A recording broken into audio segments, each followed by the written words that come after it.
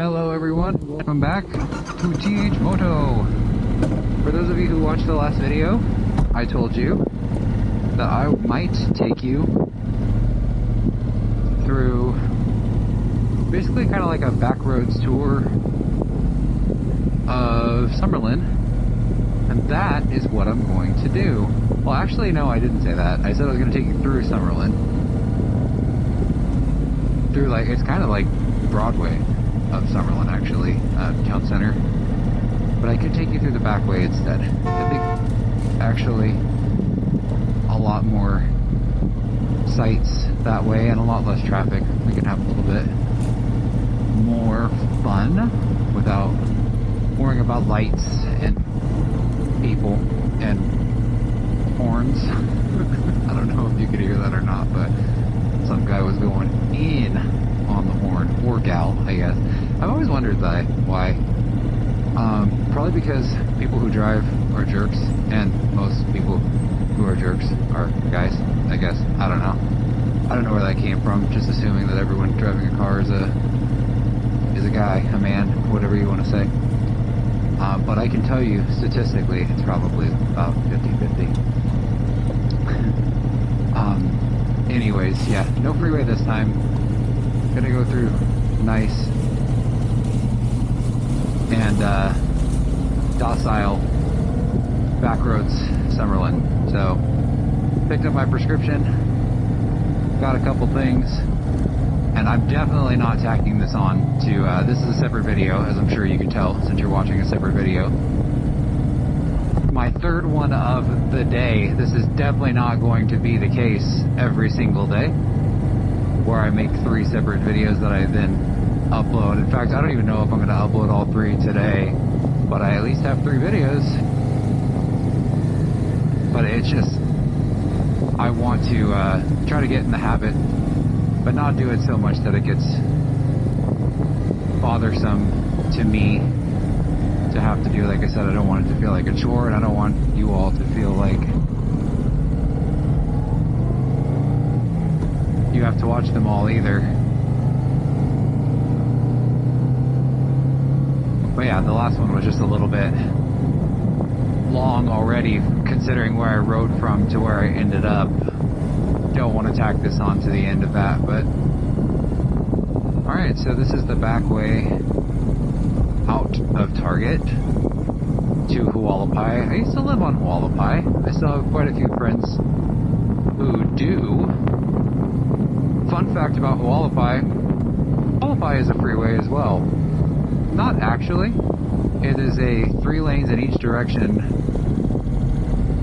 street with a 45-mile-an-hour speed limit, but you would never know if you've ever been on it, because you can see, you might be able to tell these roads have recently been resurfaced, repaved, whatever, because they're so heavily and just absolute beat to death by cars that are going 75 plus on this street. I used to live in an apartment face to Hualapai, and oh boy, it was very, very loud. I mean, I don't know how many of you have ever lived in an apartment that was on a major street. A lot of them, especially like higher end ones across the street from Summerlin South, they pride themselves on the amount of insulation that they have. They like close the door when you're touring the apartment, and they're like, oh look, whisper quiet. Yeah, no, that's like in the middle of the day. But before the tours even start, between 7 a.m. and 9 a.m. when people are on their way to work, it just sounds like a freeway. There's no lights between. Right now I'm sitting at Flamingo and Hualapai, and then Tropicana and Hualapai. It's just a freeway. Absolute freeway. So, we're on the freeway again on this journey for just a second, but now we're going to turn off whenever this light turns green. I was very hot inside Target. My core body temperature did not decrease much. It didn't help that I didn't take my jacket off. It's kind of delusional walking around in there, because it was 109 when I got on my bike to start. This says my coolant is 205 degrees. I don't know how 206. I guess it must be pretty accurate if it's still going up, but 207. Alright, so we're just baking here in the sun.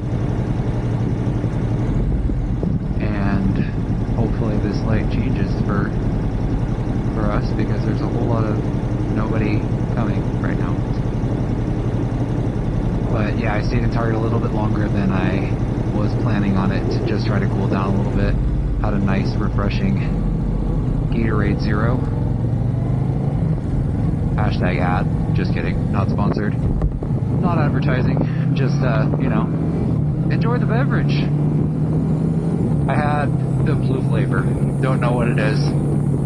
Just know that it's blue and that it was delicious and refreshing. And I like actually felt it lowering my body temperature. So replenish some electrolytes, maybe a little cooler. We're all good. Alright, so for those of you who have never been to Las Vegas, the area that we're south, it is arguably the nicest and newest area of Las Vegas. Lots and lots and lots of expensive houses, lots of parks, recreation, up and coming area.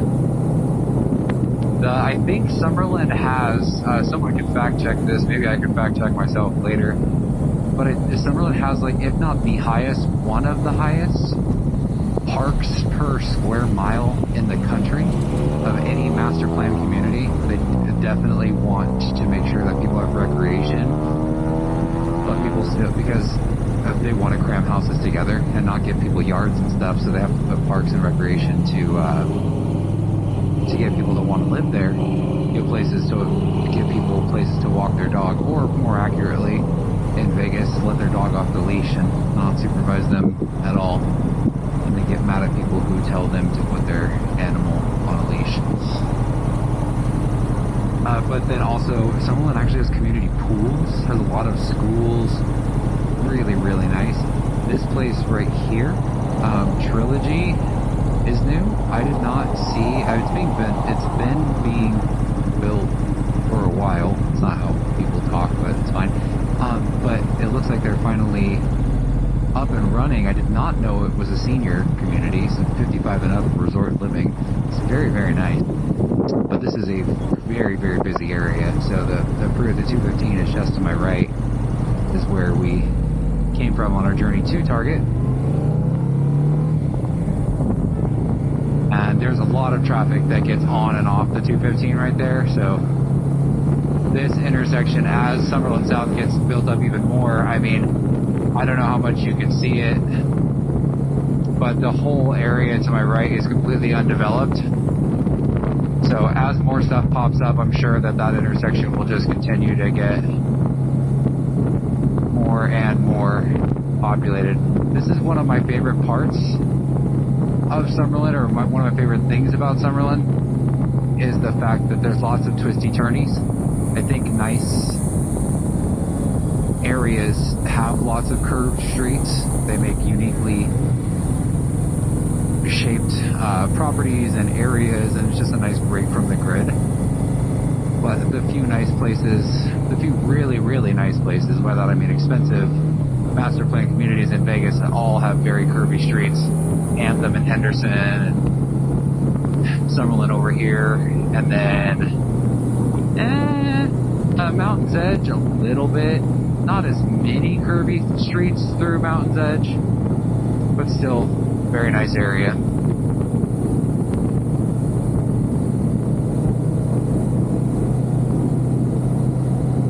Love these twisties.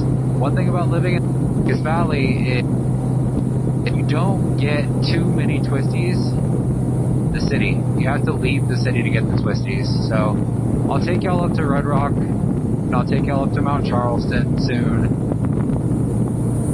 Those will be videos where I have to, they won't be complete journeys. They won't be door to door. Like I won't be taking you from Taco Bell to Red Rock or Taco Bell to Mount Charleston. It's just too long. The video would be ridiculous. I know that people's engagement with longer videos is increasing more and more as time goes on. I myself watch YouTube videos that are 22, 23 minutes plus. Like basically an episode of a TV show, you know, instead of watching Futurama on Hulu. Hashtag ad, JK not sponsored. It's about the same length, so I'm choosing to watch YouTube instead of that. It is unique content, not serialized content necessarily. Some of it is, some of it's not. I watched a video from Veritasium yesterday, one of my all-time favorite YouTubers, about why Oppenheimer deserved his own movie. And that's crazy. As far as I know, he made that video before he saw the movie. I don't know if he's seen the movie. I don't know if he's posted an update since then or anything. Not sure if he's, you know, that kind of person who gets to see these early or anything. So much of the stuff that he talked about in his video was in the movie. And obviously I know it's based on a true story, so it's not that crazy, but just his take on it and some of the things that he called, he referenced specifically. He didn't know for sure, as far as I know, that those things were going to be included. But he talked about a lot of really cool stuff. And the facts, Christopher Nolan and the writers, I don't know who wrote the movie, probably Christopher Nolan, did a really, really good job of including some really important and cool things about that man's life. Besides just the creation of the bomb. But it was a really good movie. I did not expect to like it for a few reasons. Because Christopher Nolan movies are long, typically longer than see also Judd Apatow movies. But Christopher Nolan movies also typically have bad audio mixes. Like, it's not easy to hear dialogue a lot of times in those. And as far as I know, from what I've seen, he has no interest in changing that. He makes movies the way that he wants them to be heard, which, you know, makes sense. Why would you let someone else tell you your vision or you want to convey? I just didn't like how it's 3 hours long. No spoilers, but there's music in like all but 5 minutes of it. And I think there's quite a few schools of thought when it comes to movies. You can use no music except at really impactful moments or to build suspense. You can use music nonstop. You can use no music. Use music most of the time, and then cut out the music during suspenseful moments. And that's what he chose to do. It feels like, just from the jump, from the very beginning movie, he was just going to use music throughout. It felt like there was just going to be, there was no introduction to characters, there was no, this is what's going on, it was like music from the very beginning. Music. And that's not my preferred style of viewing a movie. I'm not saying it has to be his preferred style of storytelling by any means. It's just not my preferred viewing method. But I was able to get past it. It was difficult to hear in a few spots. It was difficult in some ways to figure out what was important and what was not, because there's music over everything. But overall, very, very, very good movie. And I did like it a lot. So I'm not going to talk as much through this next part, just because I like these twisties, and I don't want to talk throughout the whole video. So enjoy some cornering and some twisties through the back roads, or the lesser traveled roads of Summerlin, and then I'll talk to you again probably when we get to Far Hills. Shutting up now. Oh, maybe not right now, since we're still at a light. But the light's about to change, so here we go. Love you. Bye.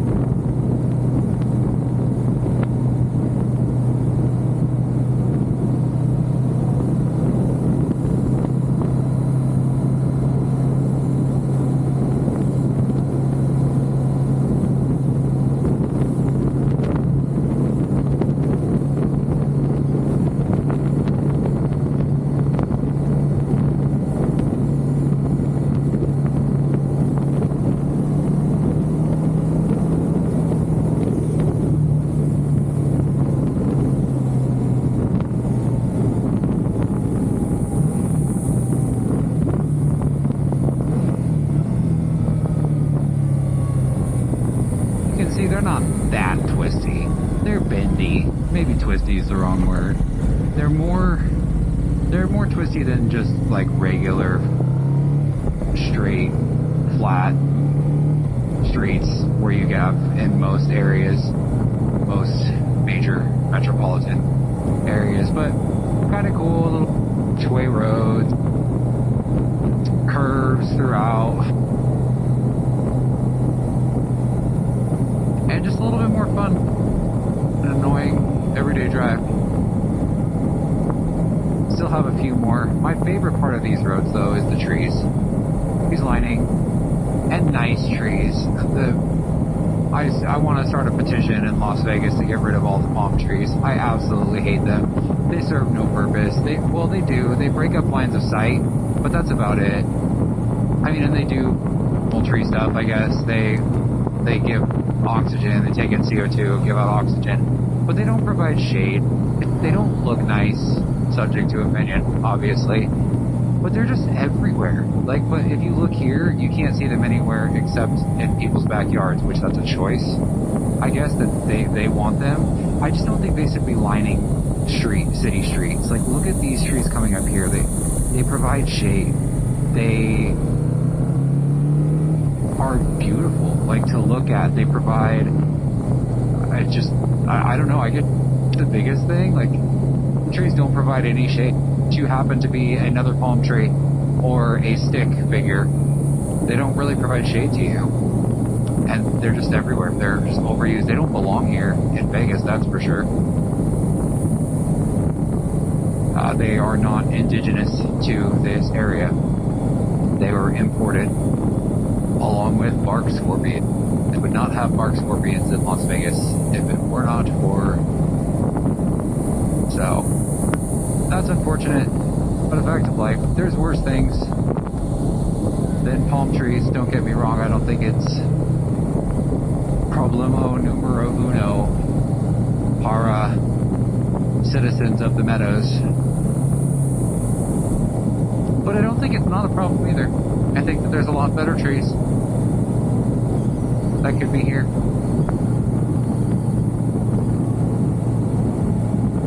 This is my least favorite part of the drive. This is something I see a lot. It's the primary way that I used to go home before I decided to start vlogging. I will mix it up a lot more than I used to now that I am going to be vlogging.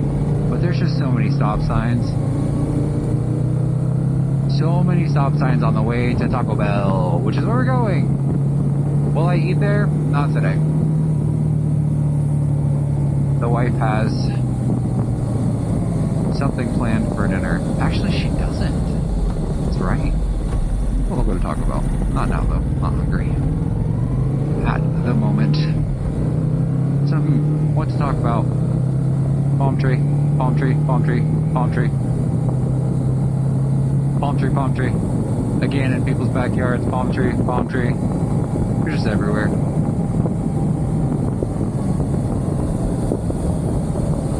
Oppenheimer was good. I don't even remember how I started talking about Oppenheimer.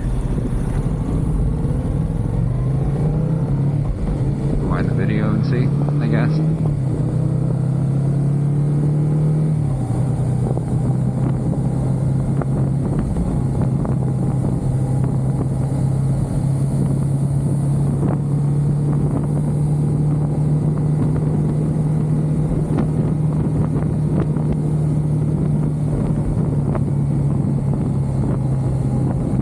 Palm trees you can see on the horizon. Oh yeah, I'm not sure. Maybe you can't see them on the horizon because I'm filming in 4K 60 frames per second. And maybe somebody can help me out with this in the comments. On the Insta360, that's how I'm filming. But the quality, I feel like, wasn't even 1080p on the first video that I uploaded. Like, as I watched it back, it said it was upscaling it. So I exported it and then imported it to YouTube, and it said it imported it as standard definition and then upscaled it to HD.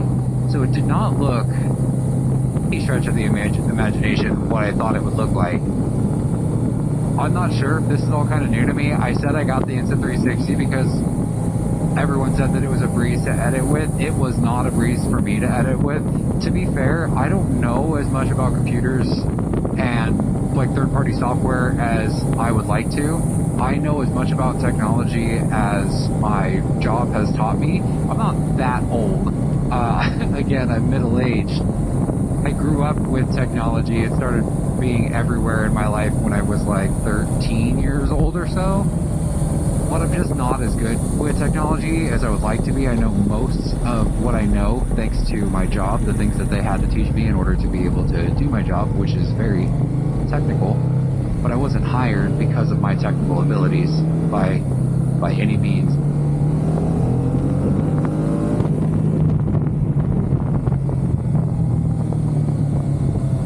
But yeah, I did not have a good time in the Insta360 software. I was just trying to get, I thought that, I mean, with a 2-lens camera, I thought that there'd be like, oh, view through this lens, view through this lens. No, like they give you the 360 view, and I get it, most people probably want that. I would just very much like it if they're like, this is what it looks like from the front, this is what it looks like from the back. For the way that I did it on my video, the picture-in-picture, again, I did eventually figure it out, but I had to spend like 10 minutes each time exporting the video just to find out that it was wrong before I figured out what I was doing. I exported the video 5 times before I finally got the 2 that I wanted. The view out the world-facing camera and the world from the me camera. Well, as you can now see, we're at Taco Bell, which means this is the end of this journey together, and officially my last journey of the day. Maybe I will I will film one tomorrow because I'm going to a poker game at a friend's house, and I will be leaving I'll be leaving the game at night after midnight, and I want to see what the low light performance on this camera is like. So maybe I'll do that, or maybe I'll do it on the way. I don't know. But either way, y'all take care of yourselves, stay safe, and thanks for tuning in.